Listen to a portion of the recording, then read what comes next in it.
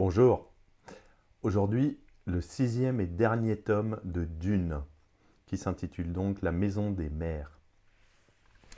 Ça conclut en fait l'épopée de la saga Dune.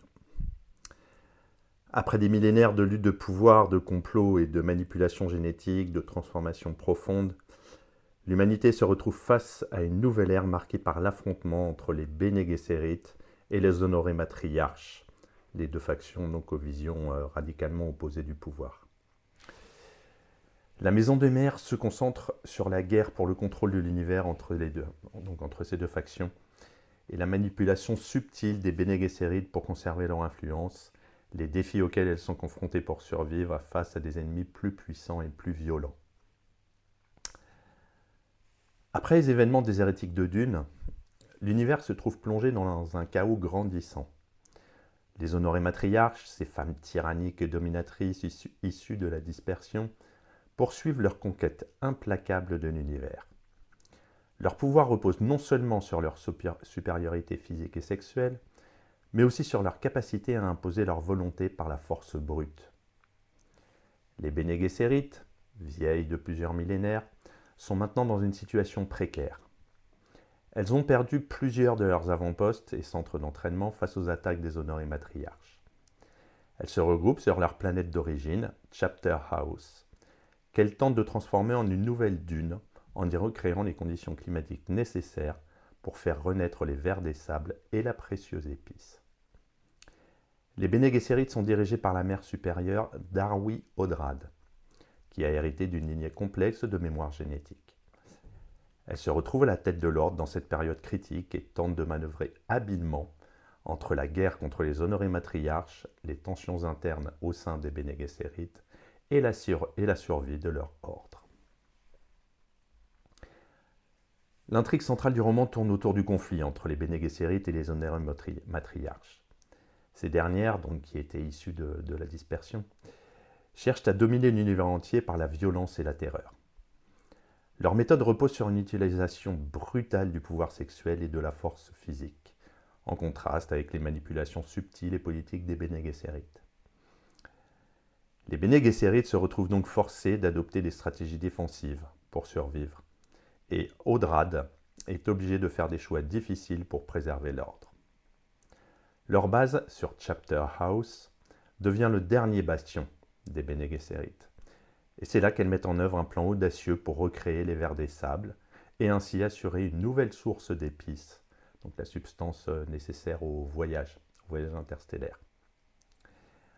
Odrad élabore une stratégie pour utiliser le ver des sables comme une arme économique contre les honorés matriarches.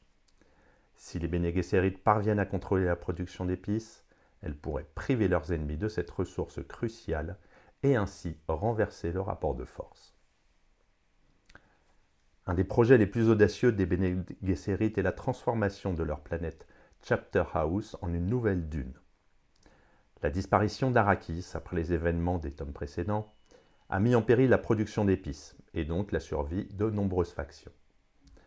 En recréant les vers des sables et le désert sur Chapter House, les Bene Gesserit espèrent garantir leur avenir et maintenir leur influence sur l'univers. Ce processus est complexe et risqué. Chiana, la jeune femme capable de contrôler les vers des sables, joue un rôle central dans ce projet. Elle est la seule à pouvoir comprendre et manipuler ces créatures, et sa capacité à interagir avec les vers est cruciale pour la réussite du plan. La transformation de Chapter House en dune symbolise également le lien profond entre les Bene Gesserit et la nature. Alors que les honorés matriarches cherchent à conquérir par la force, les Bene Gesserit tentent de maîtriser la planète elle-même en recréant les conditions nécessaires pour la vie et l'épice. L'un des personnages clés de la Maison des Mers est Mûr-Bella, une honorée matriarche capturée par les Bene Gesserit.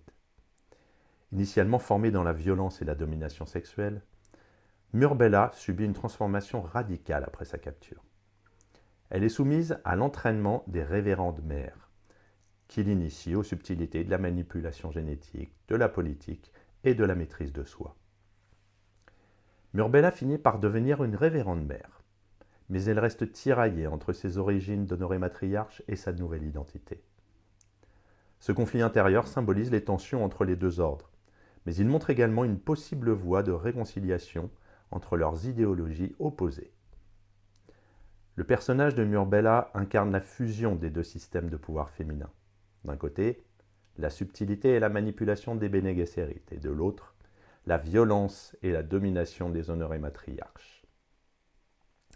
À travers elle, l'auteur pose la question de savoir s'il est possible de combiner les deux pour créer un ordre nouveau, plus fort et plus adaptable. Duncan Idaho, qui a été ressuscité encore une fois sous la forme d'un Ghola, joue un rôle central dans les plans des Bene Gesserit. Duncan est plus qu'un simple guerrier. Ses nombreuses vies lui ont donné une sagesse unique et des capacités spéciales. Au cours du roman, Duncan développe des pouvoirs mentaux extraordinaires, qui dépassent ceux des humains ordinaires.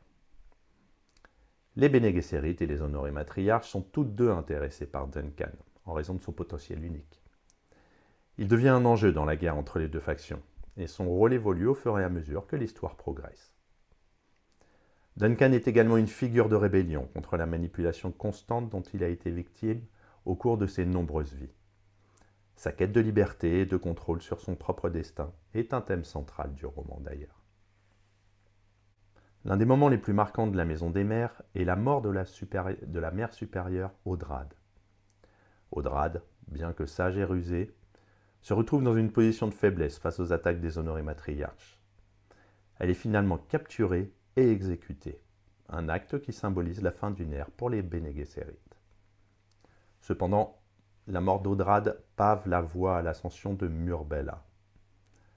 Après avoir subi l'entraînement des révérendes mères et fusionné ses connaissances avec celles des honorés matriarches, Mur-Bella est la candidate idéale pour diriger les Bene Gesserit dans cette nouvelle ère.